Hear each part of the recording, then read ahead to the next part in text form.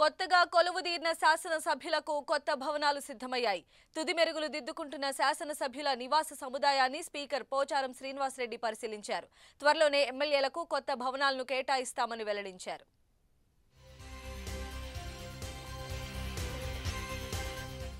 తెలంగాణ శాసనసభ మండలి సభ్యులకు అన్ని హంగులతో కొత్త భవనాలు సిద్ధమయ్యాయి.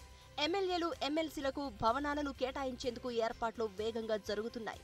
హైదర్గూడలోని పాత ఎమ్మెల్యే క్వార్టర్స్ కి సమీపంలోనే 4.5 ఎకరాల విస్తీర్ణంలో సకల సౌకర్యాలతో ఎమ్మెల్యేల నివాస సముదాయం దాదాపు సిద్ధమైంది. 6 ఏళ్ల క్రితం మొదలైన నివాస సముదాయం పనులు తుది మెరుగులు అద్దుకుంటున్నాయి.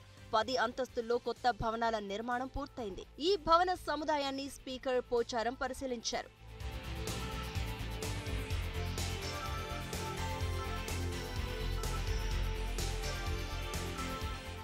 ఎమ్మెల్యేలు, ఎమ్మెల్సీలతో పాటు వారితో పనిచేసే సిబ్బందికి ఇదే సముదాయంలో ఇళ్లను కేటాయించేందుకు అదనంగా భవనాలను సిద్ధం చేశారు. 120 మంది ప్రజా ప్రతినిధులను దృష్టిలో ఉంచుకుని నిర్మాణం చేసిన ఈ సముదాయానికి అన్ని సౌకర్యాలు, భద్రతాపరమైన ఏర్పాట్లను కల్పిస్తున్నారు.